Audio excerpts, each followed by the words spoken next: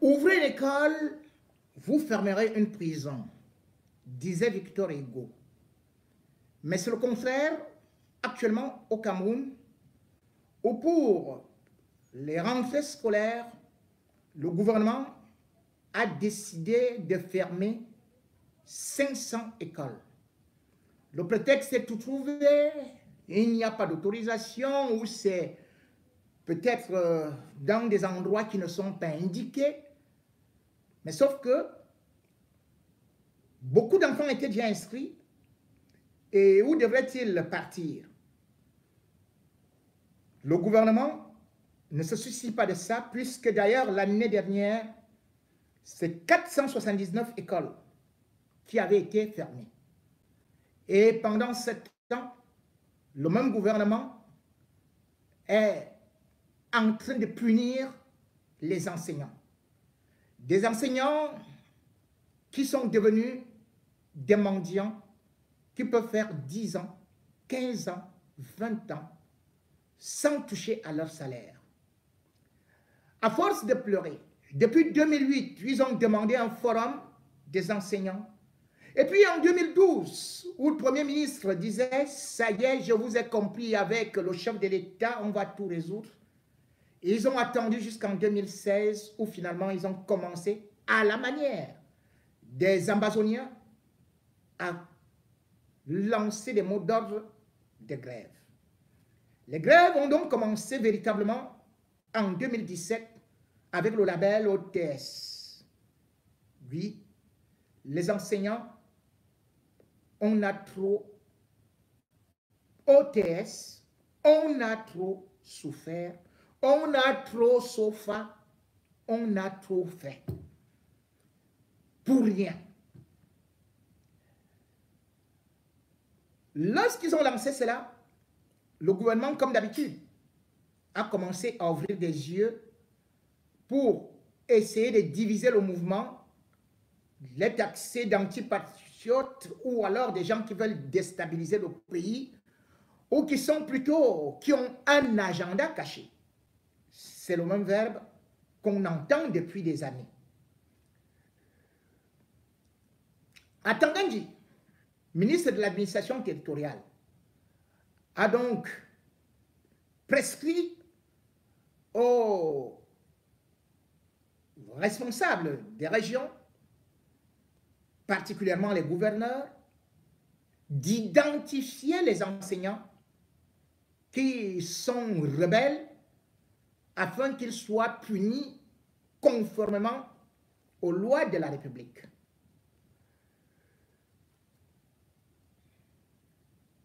Les enseignants camerounais sont donc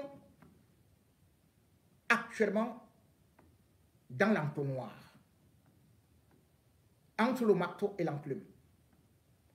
Pendant ce temps, les enfants eux-mêmes ne savent pas comment sera la rentrée scolaire ou alors comment sera le cursus scolaire. Incertain parce que ce qui devrait être comme une mission régalienne de l'État est devenu plutôt ce qu'on peut dire, on s'en fout parce que nous, on a réussi. Et nos enfants font les grandes écoles. En 2022, justement, Paul Biya avait décidé, et plus particulièrement en mars, le 9 mars, il avait décidé qu'il allait payer, qu'on allait régler le problème des enseignants. C'est donc le secrétaire d'État, le ministre d'État, secrétaire général de la présidence, Ngongo, qui avait dit, ça y est, le président de la République a donné des instructions à toutes les administrations, à tous les ministères qui sont concernés, afin que la dette des enseignants qui s'élevait à 181 milliards soit soldée. Donc, les avancements, par exemple, ne serait-ce que certaines primes, ou même encore ce qu'on peut dire la prime de logement. Tout ça, les enseignants n'avaient pas. Et ils sont repartis dans les classes, et puis, plus rien. Comme d'habitude, le gouvernement a encore continué à les tourner en bourrique, sans pouvoir honorer les engagements. Ce sont les préfets qui sont les premiers à venir devant. Parce que eux, leur tenue, c'est payé par l'État. Leur voiture, payée par l'État. Ils reçoivent le salaire chaque jour, chaque mois. Leurs enfants, c'est toujours l'État qui s'occupe. Leur loyer, c'est l'État qui paye. Et finalement, même la voiture, c'est l'État. Le carburant, c'est l'État. Et ils ont le salaire à la fin de chaque mois. Et ils courent donc dans des lycées et collèges pour aller dire aux enseignants, vous savez, pour être un bon patriote, il faut supporter. Ne revendiquez pas vos salaires. Parce que être un bon patriote, c'est travailler sans salaire. Mais eux-mêmes, avec tous les ministres, ils sont payés chaque mois. Voilà donc la condition de l'enseignant. Et ce qui est plus grave, c'est que l'enseignant camerounais se retrouve pratiquement surmené parce qu'il travaille plus que tous les autres enseignants de l'Afrique centrale.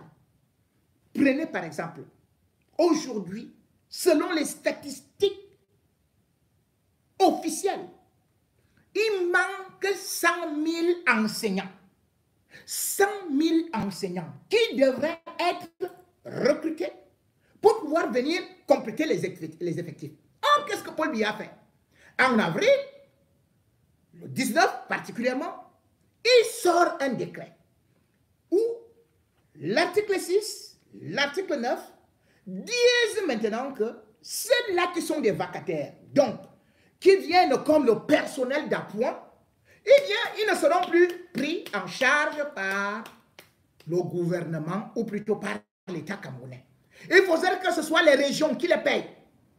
Ça veut dire quoi? Cela veut dire que si vous voulez être payé, il faut avoir un contrat. Or, ces vacataires travaillent depuis des années. Ils n'ont pas de contrat. Maintenant, on dit que ce sont les régions qui doivent les payer.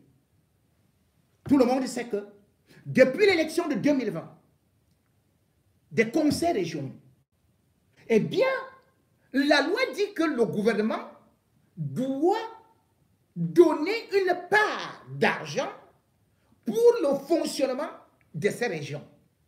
Est-ce que Biya a donc donné de l'argent? Non. Comment on va donc payer les enseignants vacataires? Résultat des courses. Personne ne peut plus. Personne n'est plus vacataire. Il manquait 100 000 enseignants. Maintenant, vous virez les vacataires. Actuellement, il manque, rien que dans le système de l'enseignement camerounais, 1948 enseignants de français, 1772 enseignants d'anglais et 1488 enseignants de mathématiques. Au lieu de recruter, ils ont viré. Et maintenant, ils menacent les enseignants qui ne sont pas payés. Le Cameroun est exceptionnel. Regardez un peu. Rien que hier, Oligui Nguema devient président au Gabon après un coup d'État. La première mesure qu'il a eu à prendre, c'était au profit de l'enseignement. C'était au profit de l'enseignement. L'école est gratuite. Pour entrer dans un lycée au Cameroun, dans une école publique, vous payez la PE, vous payez ceci, vous payez le proviseur, vous payez tel, vous payez... Incroyable. Et il n'est pas le seul à le faire. Regardez le Congo. Tshisekedi, à peine arrivé, première mesure, école gratuite. Ça coûte à l'État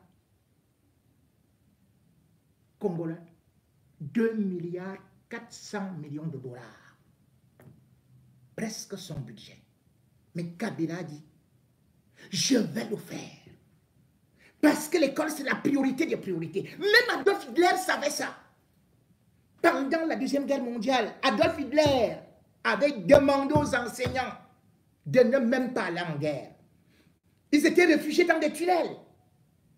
Ou plutôt dans des endroits où personne ne pouvait les atteindre parce qu'ils disaient, si la guerre tourne mal,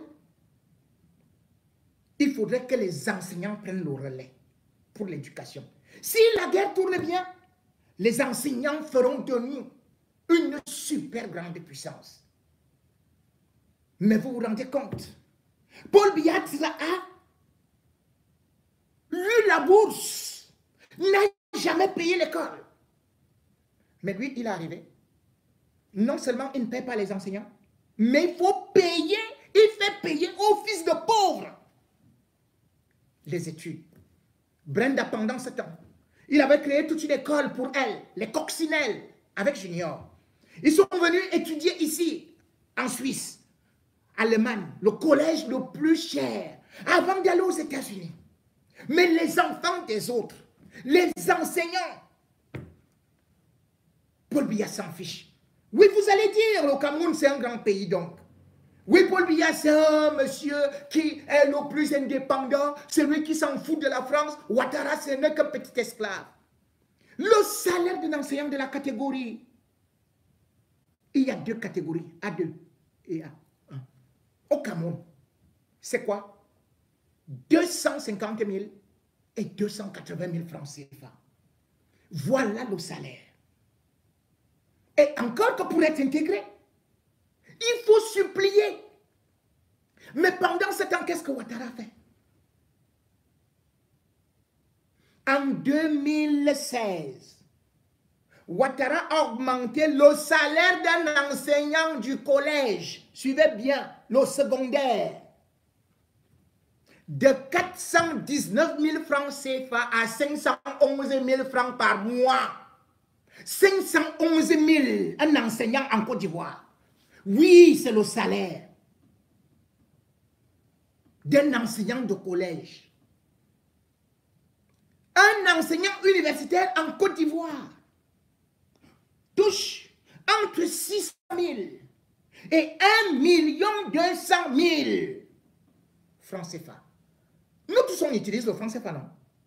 N'est-ce pas que vous avez dit que Paul Biya, lui, non, vraiment, il est indépendant, non, c'est le grand président. Mais regardez les enseignants ivoiriens et regardez les enseignants camerounais, qui sont clochardisés, qui sont ridiculisés, qui sont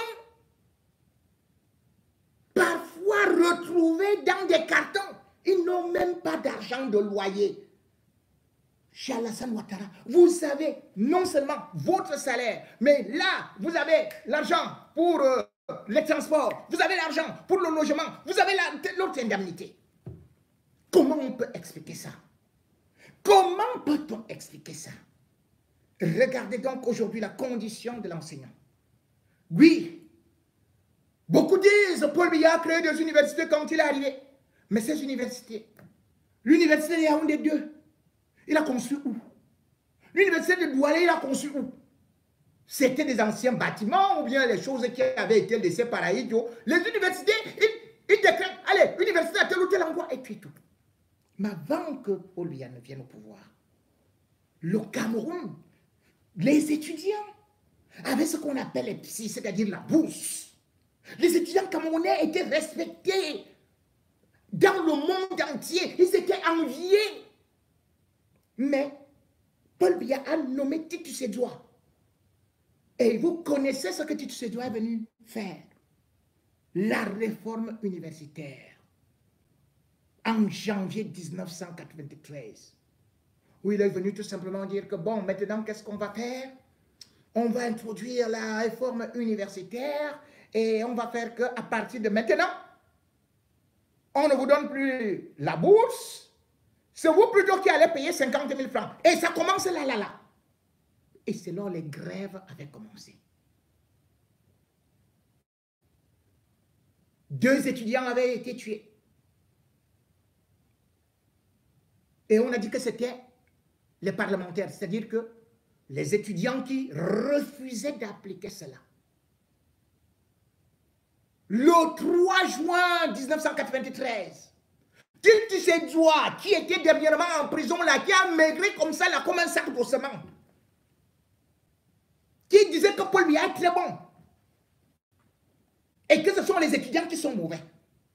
C'est là où il avait sorti une loi pour exclure les étudiants qu'il estimait être désordonnés. Certains, ils n'avaient même jamais été dans le monde du Parlement. D'autres n'étaient même plus à l'université de Yaoundé. Ils sortaient des noms comme ça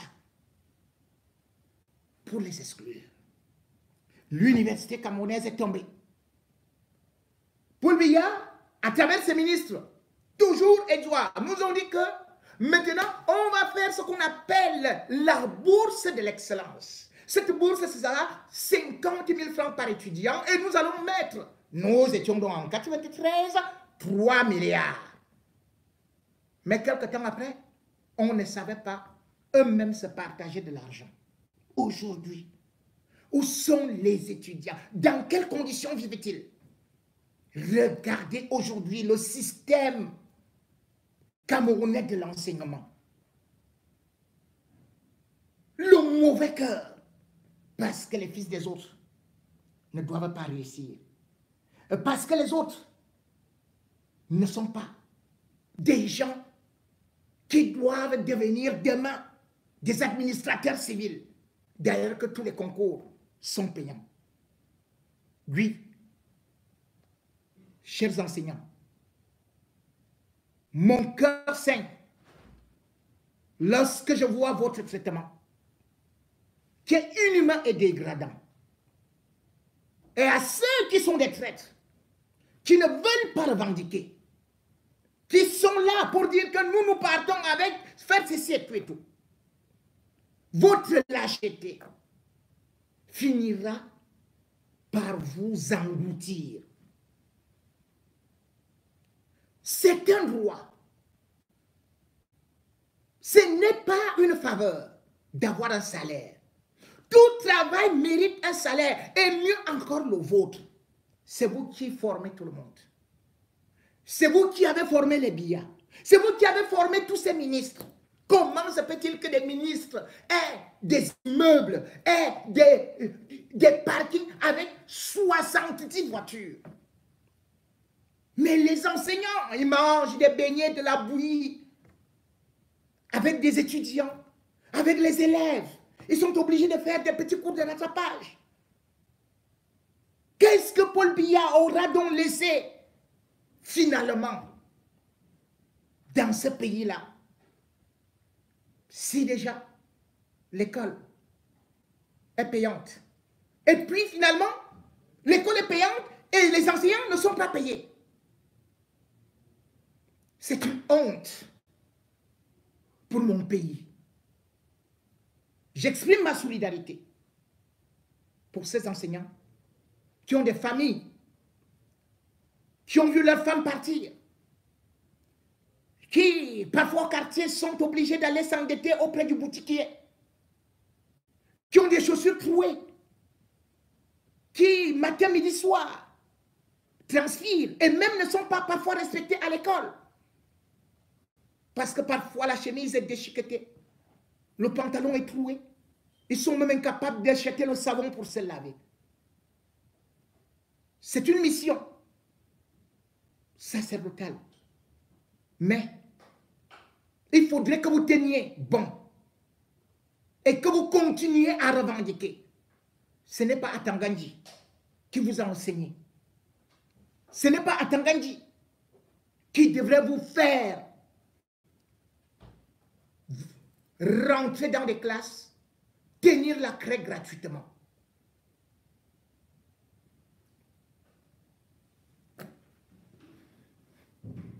Si vous n'êtes pas capable de vous révolter, si vous n'êtes pas capable de tenir des décisions, si vous n'êtes pas capable d'être des hommes d'honneur, alors vous formez uniquement des loufias, des scélérats. Et tel n'est pas votre rôle. Votre rôle, c'est de former des hommes droits, des hommes capables de tenir tête, de revendiquer leurs droits. Le salaire est un droit. Ce n'est pas une faveur du Premier ministre, ce n'est pas une faveur accordée par Paul Biya. Bien au contraire, vous devez demander que vous soyez aussi payés comme les autres enseignants du Gabon. On ne peut pas être une grande puissance, comme on dit en Afrique centrale. Et les salaires sont misérables. Tenez bon. Je suis avec vous. Ne vous faites pas tondre comme des moutons.